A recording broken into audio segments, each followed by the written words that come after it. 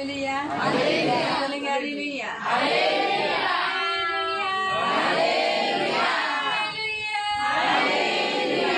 यीशु महाराज की जय, यीशु महाराज की जय, यीशु महाराज की जय। प्रभु यीशु के नाम प्रभु को बहुत धन्यवाद देती हूँ। आज तीसरा दिन भी उपवास करने के लिए सहायता किया। प्रभु हमको पहले भोला भाई के घर में उपवास करने के लिए मदद किया, कल उमा सिस्टर के घर में उपवास करने के लिए मदद किया, और आज तीसरा दिन है हमें विनय भाई के घर में उपवास करने के लिए मदद किया। चलो इसी बहाने से सही हमारा कंटिन्यूसली 3 दिन का उपवास हो गया है ना। ऐसा तो 3 दिन का उपवास करने की इच्छा रहती है लेकिन इसी बहाने से हम कर पाए, इसलिए प्रभु के नाम को धन्यवाद।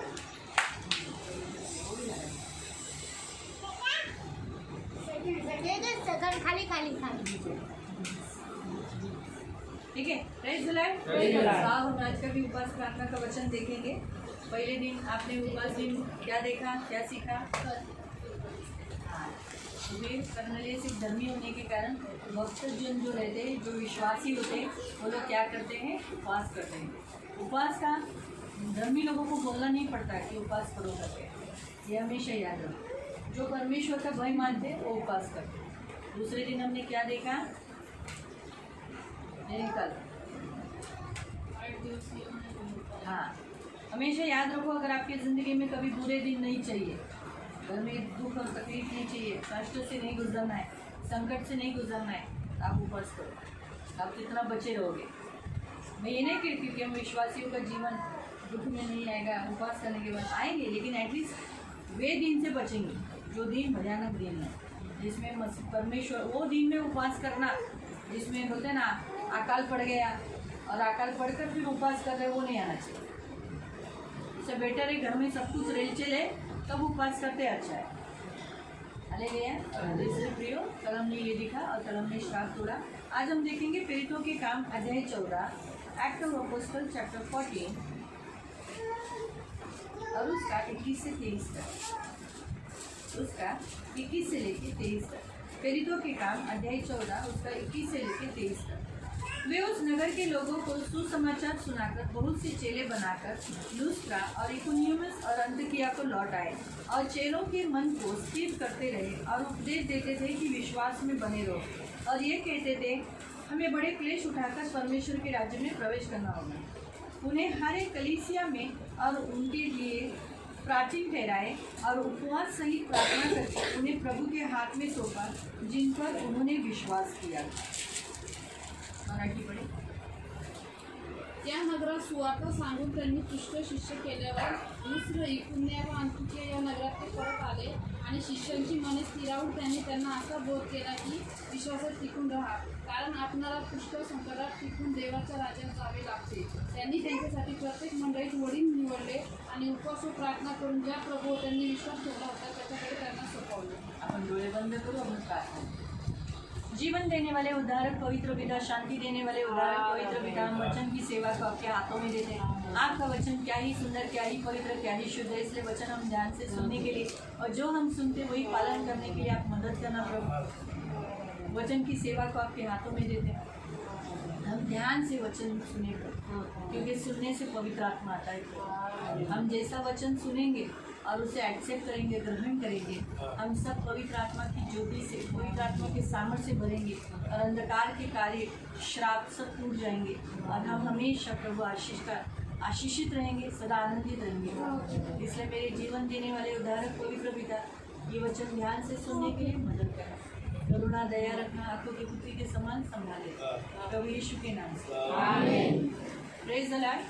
हम यहाँ देखते हैं कि ये जो प्रेरितों के काम है, इसे कलीसिया के बारे में बताया गया कि परमेश्वर ने कैसे कलीसिया स्थापित की, और जब कलीसिया स्थापित होने के बाद कलीसिया के प्राचीन क्या करते थे, कलीसिया के पासवान क्या करते थे, लोग क्या करते थे?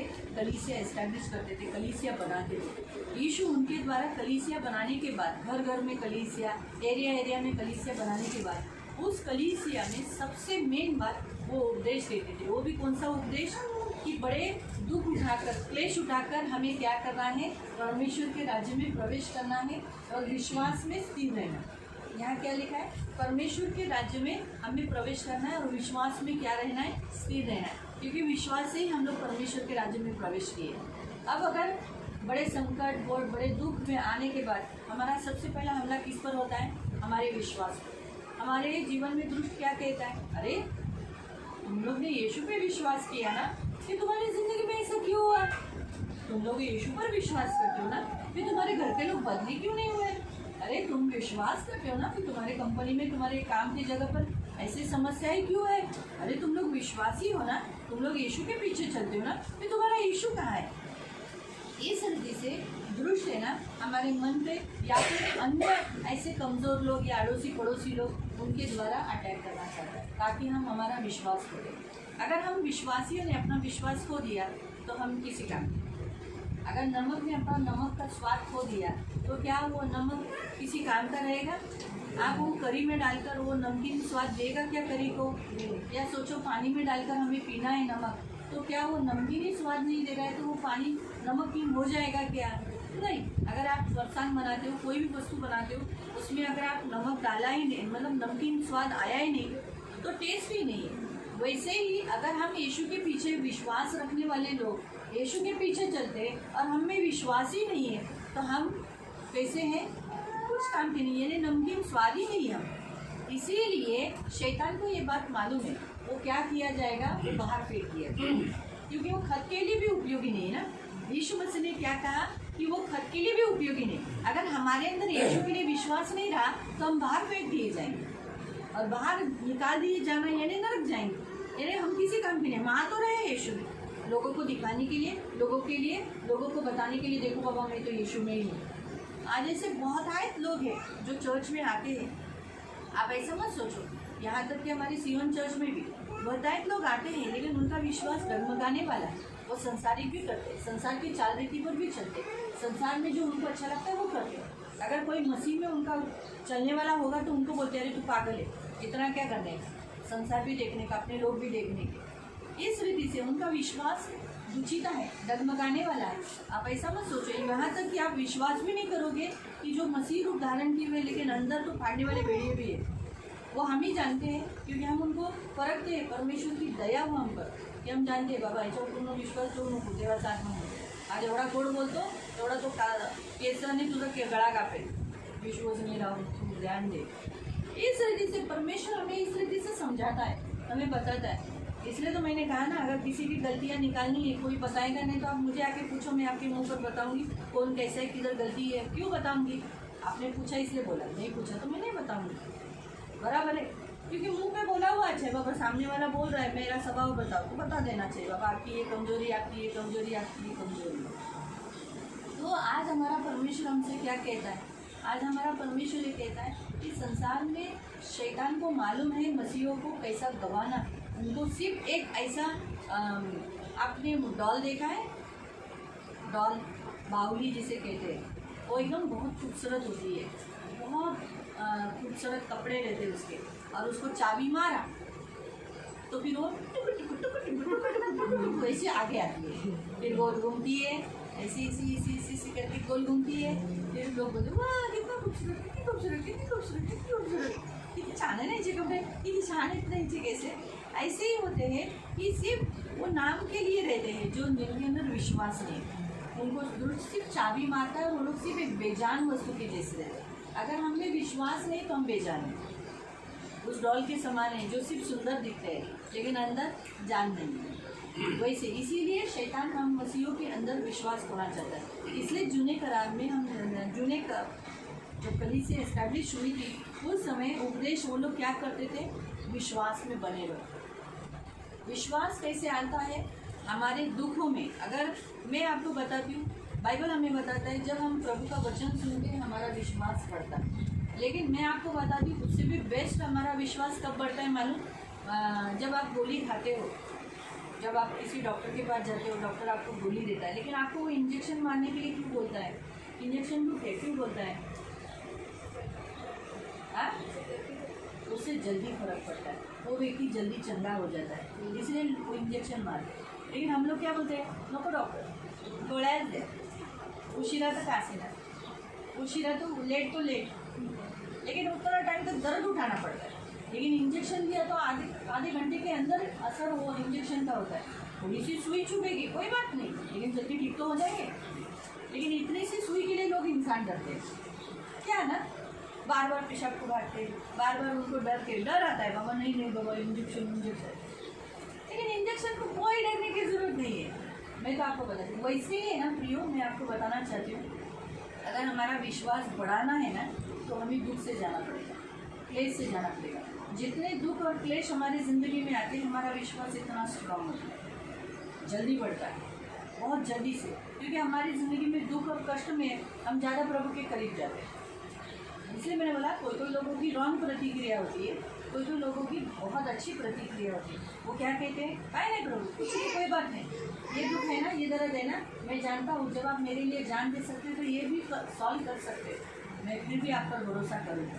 मेरे लोगों ने मुझे छोड़ा, कोई बात नहीं प्रभु, मैं विश्वास करता हूँ कि मेरा प्रभु तू मुझे कभी नहीं छोड़ेगा। मेरे लोग मुझे छोड़ के गए, लेकिन आप मुझे नहीं छोड़ गए और मैं भी आपको नहीं छोड़ूंगा। इसमें होता क्या है, इसमें हमारा विश्वास बढ़ता है। ये हमेशा याद है।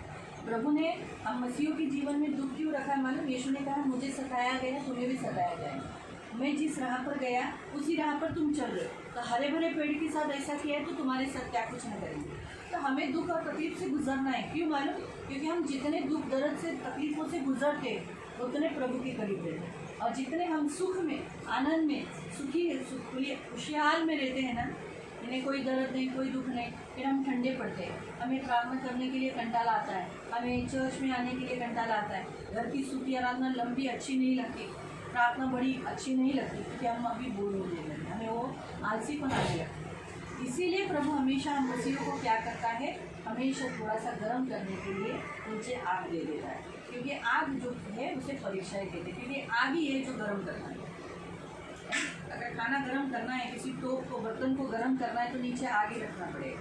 फिर वो कोई भी माध्यम हो, छोटा गैस हो, मेणबत्ती हो, या कोई अलग रीति से लकड़ी जलाया हो, उस पर तो प्रभु बर्तन गर्म हो जाएगा। वैसे ही हम बर्तनों को गर्म करने के लिए नाना प्रकार की समस्याओं से गुजरने के बाद ही हम जाते हैं। लेकिन इसमें परमेश्वर हमें ये बताता है, ये प्रवचन के साथ साथ कलीसिया में वो दो काम करते थे। एक वडील रखते थे, यानी प्राचीन, ताकि कलीसिया की देखभाल करे, और दूसरा कलीसिया में उपवास करते थे।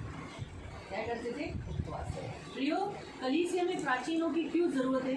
ताकि प्राचीन नहीं रहेंगे तो भेड़ बकरियाँ भटकाने में आ जाएगी।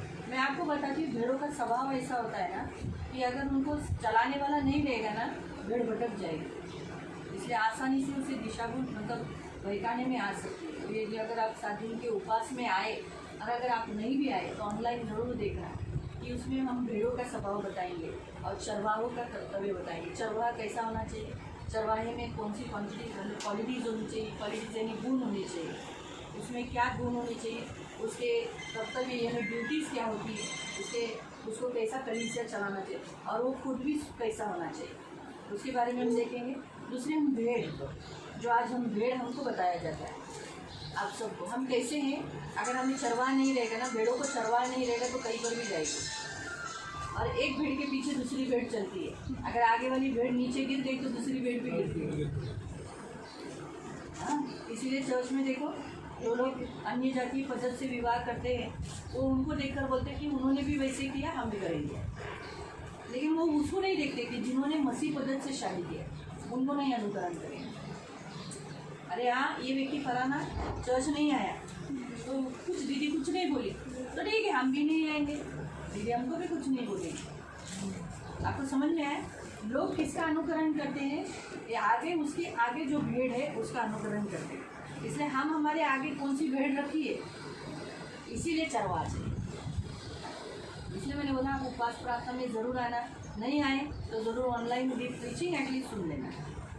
2 प्रीचिंग रहेगा, और मेरा एक ही सेक्शन रहेगा, एक सेक्शन जोशुआ का रहेगा, एक सेक्शन मेरा है।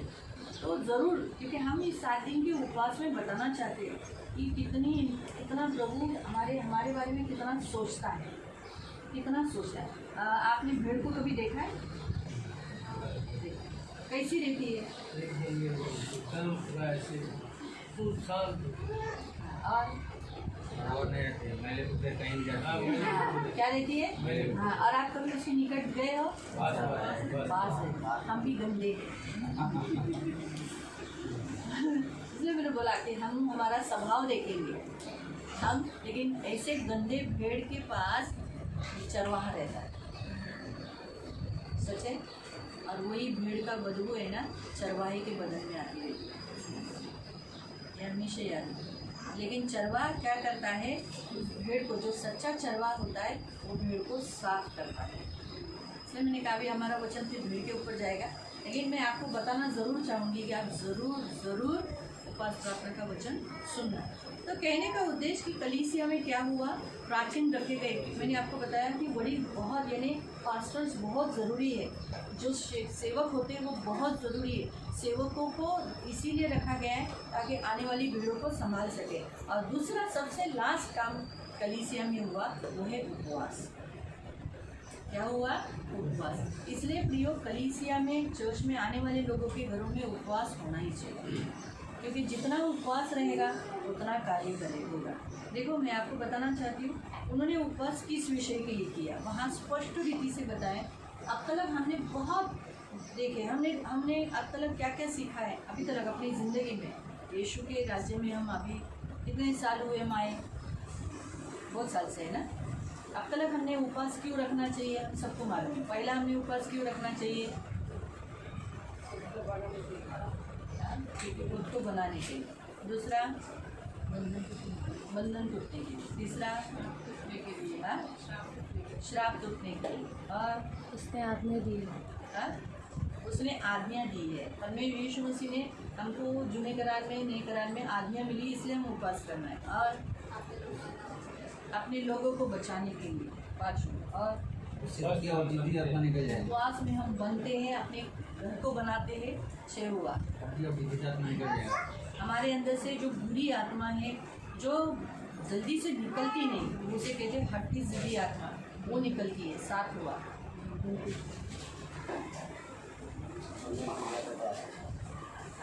उपवास करने से हमारे घर में आशीष आती है। ये 8, हमारी समस्याएं, हमारे जिस परीक्षा या दुख जिससे गुजर रहे वो दुख दूर हो जाते हैं। 9, उपवास पकड़ने से कोई विपत्तियाँ जल्दी नहीं आती। हाँ? उपवास पकड़ने से कोई विपत्तियाँ हमारे पास जल्दी नहीं आती। 10वां, हम जितना उपवास करते हैं विपत्तियाँ उतना हमसे दूर रहते हैं और हम प्रभु के करीब रहते हैं, हमारे पास यीशु रहता है। 10 होगा। और मैं जानना चाहती हूँ आप लोगों को और कितना मालूम है। मेन उपवास में हम पवित्र आत्मा हम पर आता है। उपवास करने से हम पवित्र आत्मा के सामर्थ्य से बढ़ते हैं। उपवास में आगे का हम ध्यान से वचन सुनते हैं। तो 11-12 हो गया। 11 इन्होंने बताया, 12 मैंने बढ़ा दिया क्योंकि हम उपवास में वचन अच्छी रीति से सुन पाते हैं। 12 हो। उपवास में हम पश्चाताप करते हैं। मेन उपवास में हम पश्चाताप करते हैं। हम जल्दी पश्चाताप हमारा नहीं होता, लेकिन जब हम उपवास करते हैं हमारे अंदर फीलिंग आती है कि अरे मैं सचमुच पापी हूँ, मुझे नहीं ऐसा करना चाहिए और मैंने ऐसा क्यों किया। यहाँ तक कि मैं तो आपको ये भी बताती हूँ कि हमारे बचपन में या हमारे मसीह जीवन में जीते समय हमसे जो गलतियाँ हुई ना, उसके लिए भी हमें रह रहकर एहसास होता है कि मैंने ऐसा क्यों किया, नहीं करना चाहिए था। हमें वो एहसास होता है और वो एहसास ज़रूरी है, क्योंकि जब वो एहसास होता है ना, तब हम वो पाप वापस अपनी ज़िंदगी में नहीं करते, क्योंकि वो एहसास, इसका अर्थ है हमने वो अपना गंदा थूक दिया और गंदी थूक वापस कभी नहीं लेते। कितना हुआ है हमने बोला?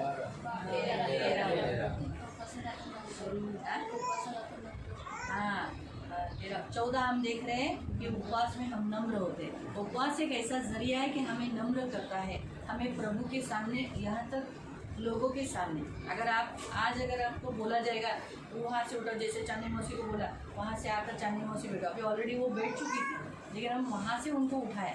अगर उनकी जगह कोई दूसरा होता तो अरे मला उठवलं, तिथं ती होती ना सरिता, तिला नाही उठवलं, मलाच उठवलं, ऐसा नहीं आता है। क्यों? नम्रता क्या करती है? गलत सोच नहीं लाती। मेरा अपमान हुआ ये बात पर सोच नहीं लाती है। हाँ, मुझे इसी रिक्शा में बिठाया, हाँ जानबूझ के बिठाया, मुझे इसके साथ क्यों नहीं बिठाया, ऐसा सोच नम्रता नहीं लाती। जो नम्र होता है वो कभी भी ऐसा गलत सोच नहीं लाता। आपको समझा? तो मैंने भी अभी मैं भी रिक्शा में बिठाते समय मैंने चांदनी काका को नहीं बिठाया। कोई तो आके मुझे बोला चांदनी काका गए, बोली ना कोण बोला मला? हाँ, प्रार्थना बोली चांदनी काका गेले. भंडारे का गेले? ते तर 3च घेणार होते. हां, नंतर बोलले. पण नंतर मी विचार केला जाऊन दे, संती जाण्याची इच्छा असेल म्हणून जाऊ नये म्हणून सोडून दिला. मग उगर खाली पकड़ अपना माइंड क्यों? फिर गुस्सा आ जाता है ना, इसी में वायलेंट हमारा दिमाग हो जाता है. हमने शांत रखा, मतलब शायद वो साथ जाना चाहते हैं, शायद क्योंकि दोनों एक दूसरे का ख्याल ज़्यादा करते हैं एक दूसरे का, मतलब शायद इसीलिए लेना चाहते हैं. माइंड देखो कन्वर्ट कर दिया, अगर नहीं तो उसमें हमारा माइंड कैसा हो जाता है, गलत सोच लाकर ये हो जाता है. नम्र उपवास, ये बात बहुत अच्छा पॉइंट है. हमने कितना पॉइंट ये 14, ये हमें नम्र करता है. उपवास हमारे अंदर हम कैसे थे खुद सोचो पहले. उपवास में शक्ति भी मिलती है. उपवास में 15 हमें शक्ति मिलती है. हमारे निर्बलता में हम बलवान हो जाते हैं, सामर्थ्य मिलता है. उपवास में ये बंधन उठना. उपवास में हमारे और लोगों के, क्योंकि उपवास में हम क्या करते हैं, प्रार्थना करने के सारे बंधन टूट जाते हैं. उपवास 16 उपवास 17 आगे होने वाली बात परमेश्वर हमें बताता है. उपवास में उपवास करने से हमें आगे का फ्यूचर मालूम पड़ जाता है, आगे क्या होने वाली है. उपवास 17 हो गया. 18 हमारा विश्वास बढ़ता है. विश्वास, हम जितना उपवास करते हैं हमारा विश्वास बहुत बढ़ता है. हाँ, उपवास बढ़ते जाता है. उपवास में यरीहो की दीवार टूट जाती है और यहोवा हमें जय देता है. हाँ, 18 में हम देखते हैं कि उपवास में परमेश्वर हमारी तरफ से लड़ता है और हमें जय देता है. जो उपवास करते हैं वो कभी किसी क्षेत्र में हारेंगे नहीं. हमें हारेंगे नहीं. हमें यहोवा निसी जय देता है. कितना हुआ? 18. अभी 19. उपवास में जो हमें उपवास में हमने जिस विषय के लिए उपवास किया और जो हमने मांगा है, देखो विषय जो रखा वो और जो मांगा वो मिलता है. ये हमने ये अनुभव लिया है. कितना हुआ? 20. उपासामध्ये देवामध्ये आणि जे आपल्यामध्ये विचार असते, आपली देवाची जास्त जवळ जाऊ त्याच्या सगळ्या काढले जातात. उपवास में हमें परमेश्वर के निकट जो रोकने जाने के लिए रोकने वाली जो दीवार थी वो उपवास में टूट जाती है और हम सीधा अति पवित्र स्थान में पहुंच जाते हैं. 20 मतलब इतना तक काफ़ी है. क्या पूछते जाओ? मतलब आप सब जानते हैं उपवास में क्या क्या होता है, लेकिन आज हम एक नई बात देखते हैं कि उपवास में होता क्या है मालूम. जब हम उपवास करते हैं तब जिस विषय के लिए हम उपवास किए हैं वो विषय हम प्रभु के हाथ में लेते हैं. देखो हम देखेंगे वहाँ लिखा है कि उपवास सहित प्रार्थना करके उन्हें प्रभु के हाथ में सौंपा जिन पर उन्होंने विश्वास किया था. क्या किया था? पुन्हा मराठीत वाचा.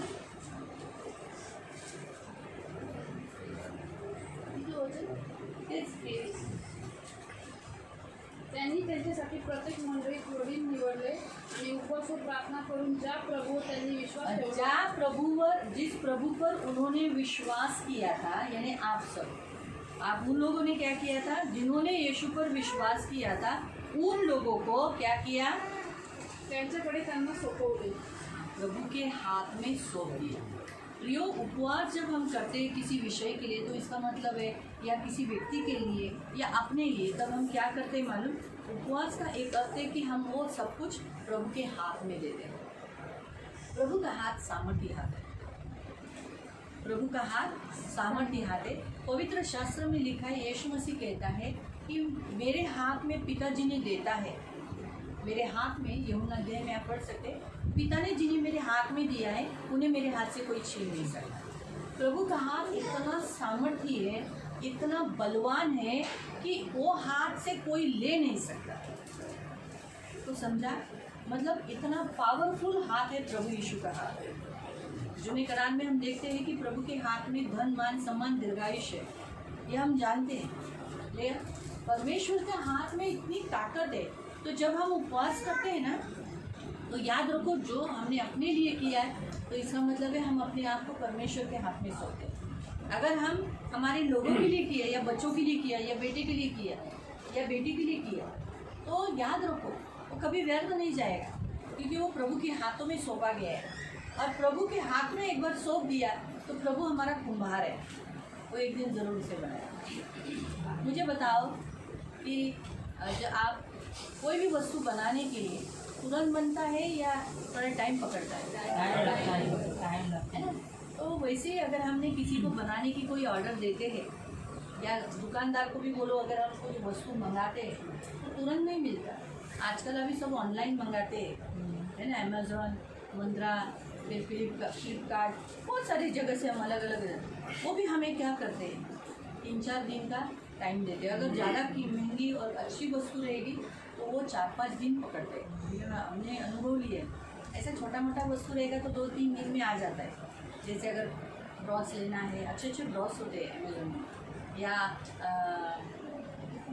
पर्स मंगाया है, जेंट्स का पर्स बहुत अच्छे रहते, क्वालिटी भी अच्छी रहती है। अब कभी किसी को मंगाना है तो जेंट्स का पर्स ऑनलाइन मंगा लो, बहुत अच्छा रहता है। लेडीज़ पर्स लेकिन बहुत महंगे रहते हैं लेडीज़ पर्स, जेंट्स का पर्स अच्छा है। सॉक्स तो नंबर 1 क्वालिटी है। मैं आज पहनती नहीं है बहुत अच्छी क्वालिटी रहती है। हम लोग जो दुकान से लेते हैं, हाँ, और सस्ता भी है, मेन सस्ता भी है, लेकिन इतना है कि बाहर 10 रुपये को 20 रुपये को मिलता है, ये थोड़ा महंगा है। लेकिन एक साथ 6 पीस, मैंने एक साथ 6 पीस मंगाए और बाहर से तो मुझे क्वालिटी बहुत अच्छी रही, मेरे माप के लिए बहुत अच्छे, क्योंकि मेरा पैर थोड़ा चौड़ा है और बाहर जो मैं सॉक्स लेती हूँ मेरे लिए बहुत टाइट होता है, फिर ब्लड सर्कुलेशन नहीं होता है, फिर वो पैर को ऐसा निशान देता है, तो फिर मेरे पैर सूजन आ जाती है। लेकिन ये सॉक्स पहनने से मुझे सब कुछ नहीं होता है, क्योंकि थोड़े से ब्रॉड लेना, तो मैंने वही क्वान्टिटी और साइज़ देखिए मैंने मंगाया। तो हम देखते हैं कि तुरंत नहीं आते, कोई कोई जो छोटी मोटी वस्तुएं हैं वो 2-3 दिन आते, लेकिन जब बड़ी बड़ी वस्तुएं हम मंगाते हैं तो थोड़ा टाइम पकड़ता है, 4-5 दिन या 1 हफ्ते का समय पकड़ता है। तो अगर हम सादी वस्तु, रेडीमेड वस्तु मंगाते तो हम इंतज़ार करते हैं, और अगर हम प्रभु को कुछ बनाने के लिए दे रहे हैं फिर हम प्रभु से ऐसी अपेक्षा क्यों करते हैं कि जल्दी जल्दी हो जाए, है ना? हम भी अगर जो रेडीमेड वस्तु है अभी तक हमने उसका कैश पैसा नहीं लिया, तो भी हम पैसा देकर खरीदी करने वाली वस्तुओं के लिए हम इंतज़ार करते हैं।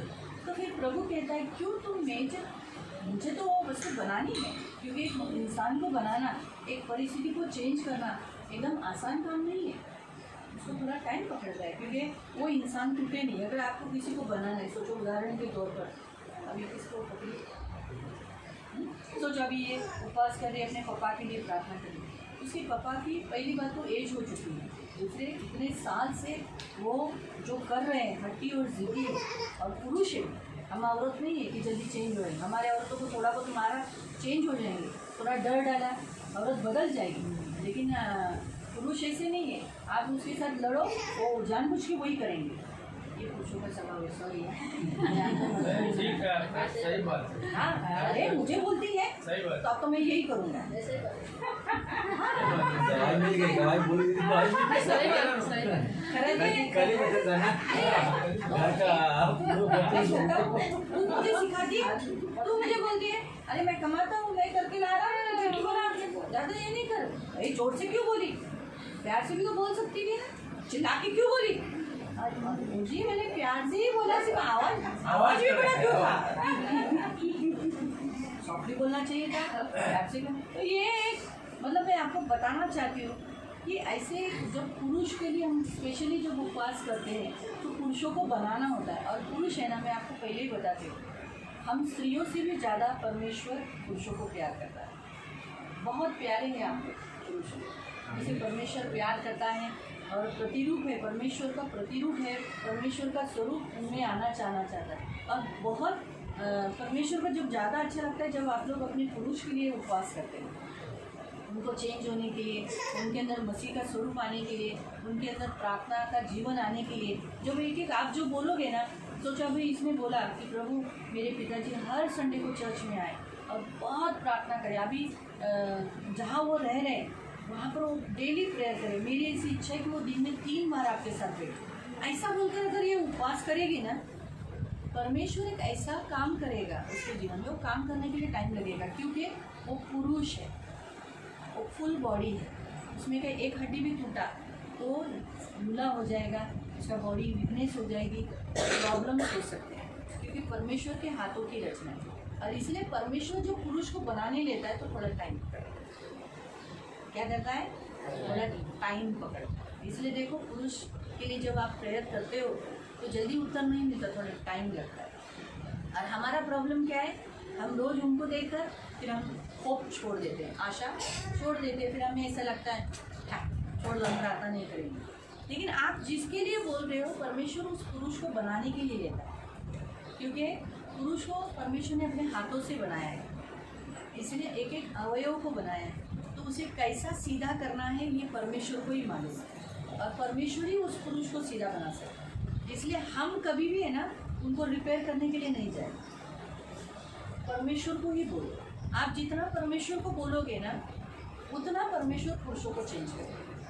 आप जितना बोलोगे उतना वो रिबेलियन होगे, बलवा करेंगे, आपको डांटेंगे। लेकिन आप जितना प्रभु को बोलोगे, प्रभु मेरे पिताजी को, पापा बोलते हैं ना, प्रभु मेरे पापा को बहुत प्रार्थना करने वाला बने, बहुत आपको प्यार करने वाला बने, प्रभु मेरे पापा ना मेरी माँ के साथ बहुत अच्छा है, पापा मेरे ना कभी एक ड्रॉप भी लागू नहीं है, ऐसा बनाओ, ऐसा बोलकर जब वो उपवास करेगी तो प्रभु उसको बनाएगा। लेकिन जब तक वो बनता नहीं तो उसने जो एक दिन रखा है, कौन सा दिन रखा है, शनिवार, तो वो हर सैटरडे को उपवास करते रहना है, और जो उसको चाहिए उसके पापा में वो प्रार्थना करते रहेंगे। तो परमेश्वर है ना धीरे धीरे उस आदमी को यानी इसके पापा को बनाता जाएगा और धीरे धीरे चेंज करेगा। डायरेक्टली कभी भी पुरुष चेंज नहीं होंगे, आप कभी भी वो अपेक्षा ही कभी नहीं करते। और समय पर जब चेंज हो गया ना पुरुष, फिर आप उसको कभी भी आप बिंदास भरोसा कर सकते हो। एक बार उन्होंने निर्णय लिया नहीं तो उनका नहीं छोटा है। हम लोग फिर भी नहीं बोला तो जाने दो छोड़ दो। अगर मैंने ये अनुभव लिए, मेरे हस्बैंड अगर बोले नहीं बनी, नहीं तो नहीं, मैं अगर उनको मना नहीं, मुझे कोई मनाता है फिर मैं बोलती ठीक है मना, मैं बोलती जाने दो चाहे ऐसा करो ना, जाने दो, नहीं बोला ना नहीं, ऐसा होता है। हमारा कैसा है, हमको मनाएंगे तो हम बोलेंगे चलो जाने दो, ठीक है चलो जाने दो करेंगे, हम हाँ हो जाएगा, हमारा नहीं का हाँ हो जाएगा, लेकिन उनका नहीं का नहीं रहेगा। ये उनके निर्णय बहुत इम्पोर्टेंट होते हैं जो हम लोग लेते हैं, उनका निर्णय बहुत स्ट्रॉन्ग रहता है, उनका विवेक, जो सोचने वाला जो विवेक होता है वो खुलने के लिए प्रेयर करो। जब आप किसी के लिए हो, मेन आपका पुरुषों के लिए मैं आपको बताती हूँ, अगर आप किसी पुरुष को चेंज होने के लिए जब आप प्रार्थना करते हैं, कोई भी हो, आपके पिताजी हो, आपकी माँ, आपके भाई हो, आपके पति हो, आपका बेटा हो, आप उनका विवेक खुलने के लिए और उनके अंदर क्या आने के लिए, अब मैंने थोड़ा सा निर्णय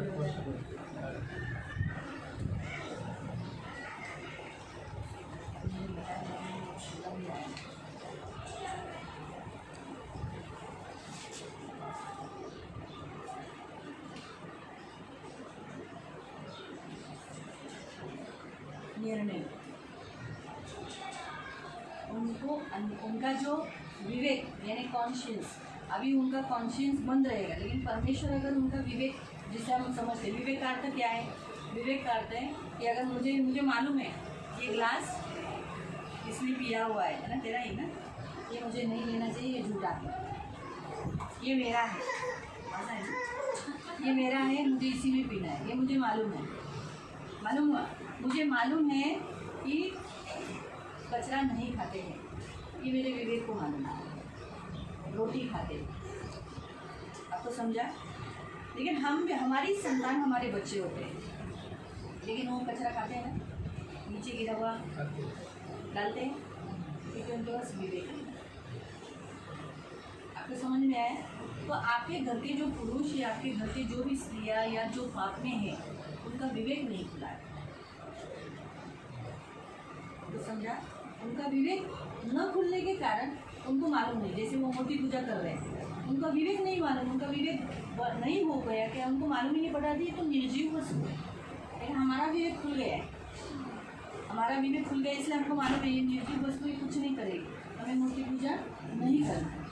लेकिन वैसे ही तो आपके लोगों के लिए आप प्रार्थना में, उपवास में ये रखो कि प्रभु तो उनका विवेक खोलना और उनका जो निर्णय करने की जो क्षमता है स्ट्रांग होने दे, प्रभु उन्होंने ये निर्णय कर लिया। जब एक पुरुष निर्णय लेता है मैं नहीं दारू पीऊँगा, वो नहीं पीते, उनका निर्णय लेते हैं। वो निर्णय नहीं लेते, वो तो मैं करूँगा, कोशिश करूँगा, मैं ये अभी देखो बोला भाई ने निर्णय लिया था, नहीं तो नहीं ये वस्तु मुँह में डालूंगा, उसके बाद अभी तक नहीं डाला। कितने प्रॉब्लम्स आए, कितने संकट आए, उनके सामने बैठकर खाने वाले लोग आए, इच्छा नहीं है। जब निर्णय होता है ना, निर्णय पुरुष लोगों का एक बात है, निर्णय वो स्ट्रांग रहना, ये याद है। तो आप है ना अपने उपवास में है ना प्रभु के हाथों में उनको देते समय आप कैसे चाहते हो वो व्यक्ति के जीवन में वो बताया करो, तो प्रभु है ना बनाएगा, क्योंकि प्रभु का हाथ कुम्हार है। प्रभु का हाथ क्या है? कुम्हार है। और प्रभु कहता है मेरे हाथों में जिसे पिता ने दिया है उसे कोई छीन नहीं सकता, इतना सामर्थ्य हाथ है, किसी में ऐसी ताकत नहीं, किसी में ऐसा पावर नहीं कि वो मेरे हाथ से छीन सकता है। दे दे इसको, मैं लेता हूँ। इसलिए क्या करना है, आपने आज से उपवास इसलिए करना है कि जिस वस्तु के लिए आप उपवास कर रहे हो, जिस व्यक्ति के लिए आप उपवास कर रहे हो, जिस परिस्थिति के लिए आप उपवास कर रहे हो, वो प्रभु के हाथ में देने के, क्योंकि प्रभु का हाथ सुरक्षित है, योग्य बनाया। प्रभु ने ये सब बनाया ना। आयु अध्याय 12 पढ़ो। आयु अध्याय 12 उसका 7 से 10 पढ़ो।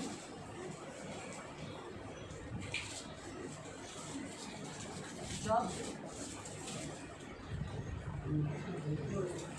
पशुओं से तो पूछ और वे तुझे सिखाएंगे। हाँ, पशुओं से पूछ, वो तुझे सिखाएंगे। और आकाश के पक्षियों से और वे तुझे बताएंगे। पृथ्वी पर ध्यान दे, तब उससे तुझे शिक्षा मिलेगी। और समुद्र की मछलियाँ भी तुझसे वर्णन करेगी। कौन इन बातों को नहीं जानता कि यहोवा ही ने अपने हाथ से। कौन ये नहीं जानता कि ये जो कुछ आकाश में, आकाश, पक्षी, पृथ्वी, ये जो कुछ है ये सब अपने हाथ से परमेश्वर ने क्या किया? अपने हाथ से इस संसार को बनाया है। इस संसार को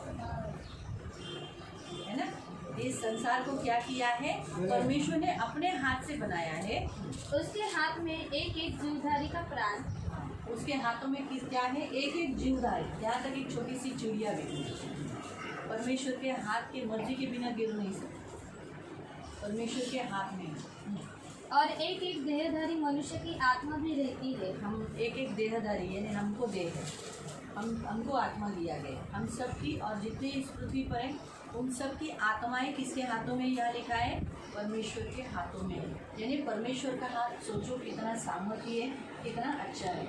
यहाँ पर तो इस रीति से हम देखते हैं प्रियो कि परमेश्वर का हाथ क्या है? मामूली हाथ नहीं है, जिसने सारी सृष्टि की रचना की और उसको संभाले रहता है। परमेश्वर का हाथ बलवान हाथ है। पढ़ेंगे हम जोशुआ अध्याय 4, यहोशू अध्याय 4 उसका 20 से लेकर 24 तक। हम देखते हैं कि जोशुआ अपने इस्राएलियों को कनान देश में लेके जाते समय यरदन नदी उनको पार कराना है। जब मोसेस के समय पर भी मिस्र देश से कनान देश में लेके जाने के लिए लाल समुद्र आया, वैसे ही जोशुआ के काल में भी क्या हुआ? नदी बीच में आई। अब इस नदी को पार कराते समय परमेश्वर ने क्या किया? अद्भुत काम किया। परमेश्वर ने जब ये मोसेस था तो अपने हाथ में जो लाठी थी वो उसने ऊपर उठा ली। रात भर धुआई चली, रात भर हवा इतनी चली कि उस हवा ने क्या किया? 2 समुद्र डिवाइड किया और सूखा भूमि बन गई। अब हम यहाँ देखते हैं कि जोशुआ के काल में क्या हुआ? जोशुआ ने कहा याजकों का पैर पहले जाने दो। मतलब देखो आपके पैरों में कितनी, आप लोग सब लोग याजक हो ना, है ना? आपके पैर जिधर टिकेंगे वो पानी वो वहाँ जुड़ जाएगा, है ना? वो नदी का पानी एक जगह पर दीवार के जैसा टूट गया, ऐसा पूरा दीवार के जैसा आपका पैर। इसलिए बाइबल में लिखा है तुम्हारे पैरों की चौकसी करो, आपका पैर कहीं गलत जगह नहीं जाना चाहिए, आपका पैर कहीं गलत काम करना नहीं चाहिए। क्यों? क्योंकि आपके पैर में इतनी शक्ति है। इसलिए बोलते हैं झगड़ा करने के लिए आपका पैर पहले नहीं चलने, नहीं तो क्या होगा? आप याजक सिर्फ, मैंने कहा ना वो डॉल चाबी घुमाई करके गई, गोल घूमी, ऐसी की विपन। वैसे ही है, आप ऐसे बेजान डॉल नहीं होना चाहिए, बेजान याजक नहीं होना चाहिए। आपके अंदर जान वाले आप याजक होने चाहिए। इसके लिए आपको वहाँ दिए, इसलिए आपका पैर बहुत इम्पोर्टेंट है। पैर, आपके पैर बहुत इम्पोर्टेंट है, बहुत। कैसे भी हो, भले खूबसूरत नहीं होने दो, क्योंकि मेरे भी पैर को कोई खूबसूरती नहीं है। मैं बहुत जनों के पैर, खूबसूरत पैर देखती तो मुझे भी ऐसा लगता है। ट्रेन में लोगों के गोरे गोरे पैर, या भले गोरे नहीं है लेकिन उनके पैरों की एक शेप है, क्या खूबसूरत है। नेल पॉलिश लगाते, बिना नेल पॉलिश के भी उनके उंगली आप क्या दिखती है। फिर मैं मेरे पैर को देखती हूँ और मैं सोचती हूँ सुंदर है, बहुत खूबसूरत फिर मैं जब मेरा मन जब इस बात पे दुखी होता है तो मैं यही कहती हूँ कि नहीं, प्रभु ने कहा इस पैर के लिए क्या ही सुहावने तेरे पैर जो मेल के सुसमाचार के जूते पहनते। फिर मैं अपने आप को उत्साहित करती हूँ, मैं कहती हूँ ये पैर यीशु में नहीं है, ये पैर यीशु में है, ये पैर यीशु की सेवा नहीं करता, ये पैर यीशु की सेवा करता है। ऐसा करके मैं खुद को मैं सांत्वना देकर अपने आप को उत्साहित कर देती हूँ। क्योंकि जब भी मैंने ऐसे खूबसूरत पैरों को देखा तो मुझे कुछ इतना फीलिंग नहीं आता, लेकिन पहले मुझे बहुत आता था। मेरे पैर खूबसूरत नहीं थे, लेकिन मेरे घर में सब लोग मुझे यही बोलते थे, काय पाए नीचे, काय घराना बड़ा पाए। लेकिन आपको मालूम है, मेरे पति ने सबसे पहले मेरे जीवन में पहला गिफ्ट क्या दिया? सोने का पैंजन, सबसे पहला गिफ्ट। तो मेरे घर के सब लोग बोले, अरे तुझा पाय धडाना पडायचा काय, त्याला रूप न रंग, तुला पैंजन दिले ते सुद्धा सोन्याचे। बघितलं तो मैंने उनसे पूछा कि तुमने मुझे सोने का पैंजन क्यों दिया? तो बोले तुम्हारे पैर बहुत अच्छे हैं। बहुत खुश हुई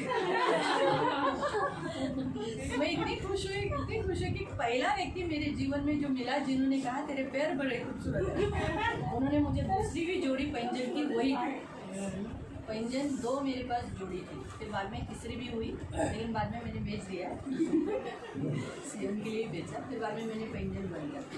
तो कहने का उद्देश्य प्रियो, कहने लोग नहीं पहनते सोने का, लेकिन सोना पहन सकते हैं पैरों का। हमारे पैरों के नीचे परमेश्वर ने सब कुछ दिया है, सोना चांदी ये सब हमारे लिए है। तो हम जिसको जो चाहिए, चांदी का चेन पहन सकते, सोने का चेन पहन सकते।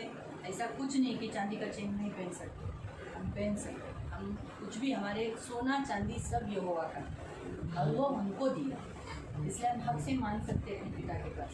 अगर आज आपके पास पिता है तो आप पिता के पास जैसे हक से मांग सकते हैं। मेरी बेटी यही करती है सर, उसको कुछ भी चाहिए तो वो अपा से ही मांगती है, फिर वो मुझे कहते हैं अब देते हैं।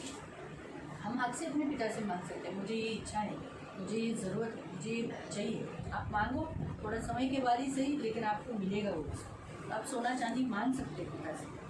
हाँ प्रभु, मैं स्त्री हूँ, मुझे चाहिए, मुझे ये अच्छा नहीं लगता दूसरे लोग इतना सोना पहन के शादी में जाते और मुझे बेंटेक्स पहन के जाना पड़ता है। हाँ, आप बोलो, देखो, आपको देखो सोने का होता है कि नहीं आपके पास, देखो, ये अनुभव से बोल रही हो, अनुभव से आप करके देखो, परमेश्वर आपको देगा। इवन यहाँ तक आप लोग भी बोल सकते हैं, प्रभु मुझे सोने का अंगूठी चाहिए, मैं सब क्या हुआ, ये हमें चेन से तो अंगूठी पहन सकता हूँ, चेन पहन सकता हूँ, ब्रेसलेट पहन सकता हूँ। हम मांगो, प्रभु आपको ज़रूर देगा, ब्रेसलेट देगा, अंगूठी देगा, पहन सकते, ब्रेसलेट आप पहन सकते। अच्छे जेंट्स के जो ब्रेसलेट होते हैं, आप प्रभु को मांगो, क्योंकि प्रभु चाहता है हमारे बदन पर सोना चांदी हो। ये गलत नहीं है, हमारे बदन पर हम सोना चांदी पहने, क्योंकि हम रिच हैं ना। और आप रिच हो तो कैसे दिखाई देता है? आपके बाहर के तौर से। अगर आप फटे पुराने एकदम जूने कपड़े पहनते तो बोलते हैं गरीब है, लेकिन आप जब अच्छे कपड़े पहनते हो अमीर है बाबा, है ना। अगर आप सोना चांदी पहन कर जाते हो, दुकानदार आपको मान देता है, रिस्पेक्ट देता है। लेकिन आप जब देखते हो कोई ऐसा, अरे हिला इतने करे कहीं नहीं, अरे दिया थी 10 रुपये की वस्तू लाता हूँ, समझ में आया। और अगर आप अच्छे पहन के जा रहे हो तो आपको बोले ए तीनों को दो, ये 20 रुपये तो काट दे। नेल पॉलिश रिमूवर कितने को मिलता है? 10, 20, 50, 20 का मिलता है ना, 20 का मिलता है, लेकिन उससे भी अच्छी क्वालिटी का भी मिलता है ना, 50 वाला। जब वो लोगों को देखकर ही पहला 20 वाला क्यों देख रखते हैं? और जब वो बाहर देखते हैं, एक तेरों को 50 वाला काय ते चांगलं, मॅडम मी घेऊन जावा, हे चांगले तुमच्या नको खराब होणार नाही। आपको समझा? इसलिए मनुष्य अंदर से नहीं, हम लोग बोलते ना, अरे आतून अमीर असलं पाहिजे, असलं पाहिजे। क्योंकि मुझे भी पहले बोले थे, कुछ लोगों ने बोला था कि आप अपनी कलीसिया में ऑर्नामेंट्स क्यों नहीं निकल जाते? बोले जब बाइबल नहीं बताता हम क्यों बोलते? बोले मैंने उनको कहा कि अगर सब निकाल दिया है और अंदर गंदा रखा, अंदर गंदगी रखी, क्या फ़ायदा? एटलीस्ट ये लोग अंदर से तो साफ है, तो बाहर से पहनने दो। बराबर है। प्रभु ने कहा वाटी आत्म साफ, बर्तन अंदर से साफ किया तो बाहर से ऑटोमेटिकली साफ हो जाएगा। तो हम बाहर से भी साफ है, अंदर से भी साफ है। आपने सिर्फ क्या किया है, दूसरों पर उंगली रखकर दोष लगा रहे हो, यानी आप अंदर से साफ नहीं है। आप ये मत देखो, आप ये देखो कि वो मसीह में है, विश्वास देखो, प्रभु भी वही देता है। इसलिए प्रियो, आज हमारा परमेश्वर हमें यही कहता है, हमारे प्रभु के हाथ में हम देने पर प्रभु का हाथ इतना सामर्थ्य है ना कि वो क्या करता है, हमें मदद करता है। इसलिए जोशुआ का काल में जोशुआ ने क्या किया, याजकों को पहले कहा अपना पैर आगे रखो। याजकों ने क्या किया था, उन कोष को उठाया था, जो संदूक था उसको। कौन से याजक होने चाहिए? हम सब याजक। लेकिन कौन से याजकों ने पैर रखा? जिन्होंने परमेश्वर का संदूक उठाया था। परमेश्वर का संदूक उठाना मतलब जिन याजकों के अंदर वचन भरे हुए हैं, वचन की नित्य सेवा करते, उनके पैर में पावर है। तो समझा? इसलिए आप जहाँ जाओगे उस घर में शांति आ जाएगी, आपके पैर टिकते ही उस घर में ब्लेसिंग आ जाएगी, क्योंकि आपने क्या लिया, आपके अपने वचन को उठाया है और उस घर में दिया है। इसलिए ये बहुत ज़रूरी है। पढ़ो। और जो 12 पत्थर यरदन में से निकाले गए मान बोल कर मुझे आवाज़ सभी। और जो 12 पत्थर यरदन में से निकाले गए थे, उनको यहोशू ने गिलगाल में खड़े किए। हाँ, तब जो 12 पत्थर, 12 जो जाति थी इस्राएलियों की, याकूब की, उन्होंने एक एक पत्थर रखे थे, लेकिन उन पत्थरों को उस पानी में से निकालकर गिलगाल में रखा, ताकि एक के ऊपर एक परमेश्वर के स्मृति के लिए, याद के लिए, स्मरण के लिए कि किस रीति से परमेश्वर ने भूमि को, मतलब पानी को एक जगह दीवार किया था। तब उसने इस्राएलियों से कहा, आगे को जब तुम्हारे बाल बच्चे अपने अपने पिता से यह पूछे इन पत्थरों का क्या मतलब है, तब तुम यह कहकर उनको बताना, इस्राएली यरदन के पार स्थल ही स्थल चले आए थे, क्योंकि जैसे तुम्हारे परमेश्वर यहोवा ने लाल समुद्र को हमारे पार हो जाने तक हमारे सामने से हटाकर सूखा रखा था, वैसे ही उसने यरदन का भी जल तुम्हारे पार हो जाने तक तुम्हारे सामने से हटाकर सूखा रखा, इसलिए कि पृथ्वी के सब देशों के लोग जान ले कि हाँ, पृथ्वी के सब देश के लोग जान ले यहोवा का हाथ बलवंत है। यहोवा का हाथ क्या है? बलवान है। तो इसलिए हम सब अपने लोगों को, अपने परिस्थितियों को किसके हाथ में देना है? परमेश्वर के हाथ में, प्रभु के हाथ में। तो जब हम हमारा हाथ प्रभु के हाथ में, हमारी सारी परिस्थितियाँ प्रभु के हाथ में देते हैं तो हम सुरक्षित रहते हैं। इसलिए उपवास करते समय, उपवास जिस विषय के लिए किया है, तो हम ज़रूर बोला, प्रभु मैं आपके हाथ में देता, प्रभु ये सब मैं आपके हाथों में देता हूँ, क्योंकि प्रभु के हाथ में देने से इस कलीसिया के पासवानों को मालूम था, उपवास कर अगर हम इन लोगों को प्रभु के हाथ में देंगे तो कोई इन्हें छीन नहीं सकता। जॉन चैप्टर 10 उसका 28 पढ़ो, यूहन्ना अध्याय 10 उसका 28 पढ़ो। आप ये कलीसिया के पासवानों को, पास्टरों को मालूम था कि उपवास के साथ इन लोगों को, हम तो चले जाएंगे अलग अलग जगह पर कलीसिया बनाने के लिए, लेकिन अगर आज हम इन्हें प्रभु के हाथ में देंगे तो ये प्रभु इनको सुरक्षित करेगा। बस। और मैं उन्हें अनंत जीवन देता हूँ। हाँ, प्रभु के हाथों में क्या है? जो प्रभु के हाथों में, उनको अनंत जीवन मिलेगा, वे कभी नष्ट न होगी, वो नाश नहीं होगी, और कोई उन्हें मेरे हाथ से छीन न ले। कोई मेरे हाथ से छीन नहीं लेगा। इसीलिए उन पासवानों ने, यानी कौन से, पौलुस और वो जो शिष्य थे, उन्होंने किसके हाथ में दिया? प्रभु के हाथ में। दियो प्रभु का हाथ इतना सामर्थ्य है, 10 का 28, इतना सामर्थ्य है कि राजाओं का हृदय परिवर्तन करता है। नीति वचन प्रोवर्ब्स में 21 का 1 में पढ़ सकते हैं, नीति वचन 21 का 1 में पढ़ सकते हैं। राजाओं को, नदी का पानी कैसे जिधर चाहिए उधर मुड़ता है, वैसे राजाओं का हृदय बदल सकता है। यानी आपने जिन लोगों को, तो कभी रजनी ने अपने पिताजी को प्रभु के हाथ में दिया है, समय पर दिनेश भाई को बदल सकता है ना, ऐसा हमारा परमेश्वर है। इसीलिए हम जब भी उपवास करें, आज मैं भी ये नया सीखी, मैंने भी ये सीखा नहीं था। आज मैंने जब इनके लिए सच पूछो, देखो भोला भाई के घर पे मैं आने से पहले मैंने याबेस का लिया था, याबेस का कैंसिल हुआ। फिर मैंने प्रभु को पूछा कौन सा, तो मैंने डैनियल अजय उसका देखा, तो मतलब 21 दिन के फांसी में वो भी कैंसिल हुआ। सुबह उठी, प्रभु ने मुझे प्रार्थना बोले कोर्नेलियस का वचन देना, उसने भी उपवास किया। वहाँ पर उमर सिस्टर के घर पे सूची आराधना चालू थी। अचानक मैं बोला अभी डैनियल का इधर 21 दिन का उपवास कर लूँगी और बहुत सारा वचन दे, मैं 2 पेज का वहाँ तैयार करके आई थी। ये 1 पेज और ये 1 पेज, मतलब अच्छा रीति से सिखाएगी नहीं हुआ। वहाँ पर भी वचन अलग रीति से आया कि वे दिन आएंगे उसको खरीदे मैं आगे कर दूँगी, फिर वो भी वचन। आज भी जब मैं शाम को बोली प्रभु अभी अचानक कुछ चेंज मत करना, इसलिए स्पष्ट बता दे। मैं घर में जाने के बाद शाम को मैंने वचन तैयार किया। प्रभु मुझे बता इस फैमिली के लिए, खास करके मेरे भाई का बर्थडे भी है, नीलम का भी बर्थडे, नीलम भी आएगी तो नीलम नहीं आई, तो इन दोनों के लिए वचन देना है, वचन दे। तभी पहले मैंने ये मांगा था। प्रभु बोला सीधा बताया प्रेरितों के काम अध्ययन में जाओ। मुझे लगा 13 अध्याय होगा, वहाँ पर उपवास है ना, तो बोला 14 में जाओ, 14 का। फिर मैंने पढ़ने को लिया तो उसको देखा कि 23 वचन में उपवास के बारे में बोला, बस वही बातें बार बार पढ़ा। तब मुझे मालूम पड़ा कि प्रभु के हाथ में उन लोगों को दिया क्योंकि प्रभु का हाथ सामर्थ्य है। यानी उपवास में जब हम कोई वस्तु को, कोई व्यक्तियों को, कोई बातों को हम प्रभु के हाथ में देते, प्रभु सुरक्षित करते। तो प्रभु ने आज सिखाया कि प्रभु का हाथ कितना महान है, तो समझ में आया। इसलिए प्रियो, परमेश्वर ने आज ये वचन दिया कि आज के बाद आप कभी भी उपवास करोगे, मैं भी आज के बाद जब भी उपवास करूँगी तो हम सब क्या कहेंगे, जो भी है प्रभु के हाथ में। तो एक न एक दिन उसके समय पर हमको कोई नहीं, एक बार प्रभु के हाथ में दे दिया, प्रभु बनाएगा, अच्छा बनाएगा और योग्य समय पर बनाएगा। ये प्रभु का हाथ महान हाथ, सामर्थ्य हाथ। हमने भी थोड़े समय पहले पढ़ा ना, बलवंत हाथ, भाई थी, पराक्रमी हाथ, इतना महान है। हम पढ़ेंगे यशायाह नहीं भी पढ़ेंगे तब आपको और भी परमेश्वर के हाथ के बारे में मालूम पड़ेगा। यशायाह 41, आइज़ाया 41 उसका 13।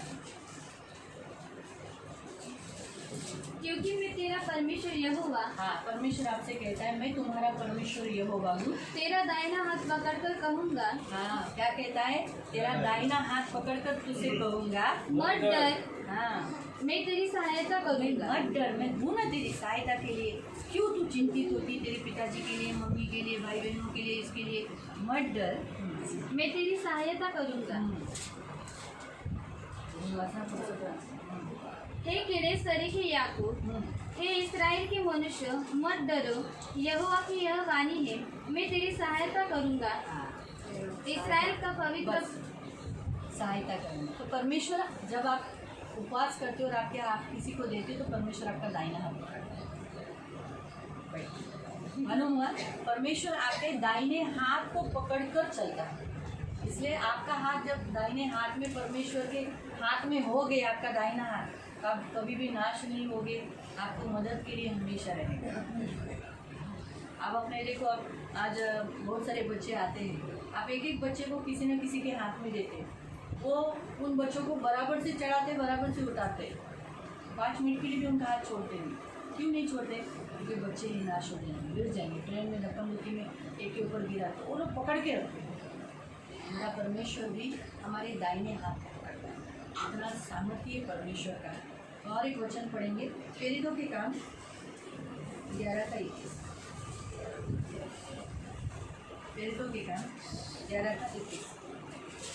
प्रभु का हाथ उन पर था और बहुत लोग विश्वास करके प्रभु की ओर फिरे। आमीन। बस वाला क्या लिखा है? प्रभु का हाथ उन पर था, इसीलिए बहुत से लोग यीशु में आए। तो इसलिए अगर आप प्रभु का हाथ किसी व्यक्ति के ऊपर मांगोगे तो क्या वो नहीं आएगा? आएगा, जरूर आएगा। आएगा ना? आएगा। फिर से वही पढ़ो, आप छोड़, आप पढ़ो जोर से, मगर चला गया, ले लो, फिर आप आगे पढ़ना।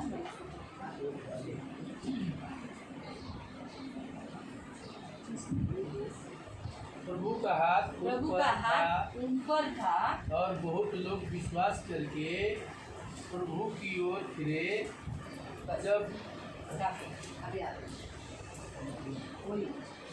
प्रभु का हाथ उन पर था और बहुत लोग विश्वास करके प्रभु की ओर फिरे। आमीन। आपको समझ में है, जब प्रभु का हाथ किसी के ऊपर आ जाता है ना, हम तो वो व्यक्ति ज़रूर प्रभु के पास आता है, वो फिर जाता है, प्रभु वापस उसे लौटा के आता है। इसलिए प्रभु का हाथ बहुत सारा है। इसलिए बाइबल में लिखा है पहले पत्रस अध्याय 5 में, प्रभु के हाथ के नीचे तीन हो जाओ, तो तुम्हें क्या करेगा? शिरोमणि बनाएगा। 5 है 7। First Peter chapter 5:7। अपनी सारी चिंता उसी पर डाल दो, हाँ, आज के बाद सारी चिंता उसके ऊपर डाल दो, क्योंकि उसको तुम्हारा ध्यान है। हाँ, सचेत हो और जागते रहो, क्योंकि तुम्हारा विरोधी शैतान गरजने वाले सिंह के समान इस खोज में रहता है कि किसी को फाड़ खाए। विश्वास में दृढ़ होकर और यह जानकर उसका सामना करो कि तुम्हारे 5 भाई का 6। इसलिए परमेश्वर के बलवंत हाथ के नीचे हाँ, परमेश्वर के बलवंत हाथ के नीचे दृढ़ता से रहो, लीन हो जाओ, आ जाओ उसके हाथ के नीचे, जिससे वह तुम्हें उचित समय पर बढ़ाए। उसके उच्च समय पर ऊंचे पर उठाए और तुम्हें क्या करे? बढ़ाए, शिरोमणि करे। आपको समझा? तो आज हम लोग उपवास में आए हैं, तो हम क्या करेंगे? आज हम सबसे पहले प्रार्थना कर लेंगे कि हम जिस विषय के लिए उपवास किया है, आपने अपने घर के लोगों के लिए, आपके लोगों के लिए, पुरुषों के लिए, किसी न किसी के लिए रखा है ना, तो हम प्रभु के हाथ में हर समय मेरा यही लग रहा नहीं, आप अपने बेटे के लिए करो, क्योंकि देखो आपके बाद आपका बेटा आपका वंश है और आपका बेटा चर्च में नहीं आता है। हाँ? रखता हूँ उपवास, मेरे समझ में नहीं, मैं किसके लिए रखा हूँ मुझे नहीं कुछ पता है। वो तो सबसे अच्छी बात है, लेकिन हम फिर भी एक विषय ज़रूर रखना। जब भी हम उपवास करते हैं ना, आप अपने लिए नहीं किया ना, अपने लोगों के लिए नहीं किया ना, तो अपनी चर्च के लिए, प्रभु मेरे चर्च की बढ़ोतरी हो, मेरे इस कुटुंब के लिए। मैं आज आप जब भी उपवास करेंगे ना, एक फैमिली के लिए नाम रखें, कोई एक फैमिली जो चर्च है। प्रभु मैंने उस दिन उस भाई के लिए देखा था, वो बहुत साइलेंट था, मैं उसके लिए आज उपवास कर रहा हूँ। प्रभु उसके बाद वो मुझे दिखाई नहीं दिया, मैं उसके लिए उपवास कर रहा हूँ। तो आप संडे को आप आते हो ना, एक एक भाइयों के ऊपर नज़र डालो, क्योंकि हाँ ये अच्छा, बोले आपको नाम नहीं मालूम लेकिन आपको फेस मालूम, इसलिए आप बोलना प्रभु ये भाई को मैंने उस दिन देखा था, मुझे उसके लिए उपवास करना। प्रभु मैं ये विषय के लिए उपवास कर रहा हूँ, उस भाई के लिए। आप जितना आप दूसरों के लिए उपवास करोगे ना, अपना बनता है ये आपका जी बस। बहुत ये मैंने देखा है अंदर से, तो आप करो। तो ये विषय हमेशा दूसरों के लिए उपवास में दूसरों को प्रभु के हाथ में दो, आपका फैमिली भी प्रभु के हाथ में सुरक्षित है। ठीक है, हम करेंगे, खड़े हो जाएंगे, बाद में हम विनय भाई का वचन देखेंगे। सब लोग खड़े हो जाएंगे और हम सब लोग अपने आप को प्रभु के हाथों के तले देंगे, प्रभु के हाथों में देंगे। प्रभु को कहेंगे मैं अपने आप को तेरे हाथों में सौंप देता हूँ। फिर उसके बाद आप आपके घर के लोग जो लोग यीशु में हैं लेकिन अभी भी प्रभु के निकट नहीं, उनको भी प्रभु के हाथ में, उन लोगों को भी दो जो लोग आपके घर के हैं लेकिन यीशु को नहीं मानते, बिलीव नहीं करते, उनको भी प्रभु के हाथों में दो। प्रभु का हाथ सामर्थ्य, योग्य समय पर वो उसे वापस प्रभु के पास फिराएगा, उसे बदलेगा, उसका जीवन चेंज करेगा। प्रभु ज़रूर ज़रूर उस व्यक्ति को चेंज करेगा। इसलिए हर एक बार, हर एक परिस्थिति आपकी जीवन की आप प्रभु के हाथ में देखें, ये प्रभु की इच्छा है।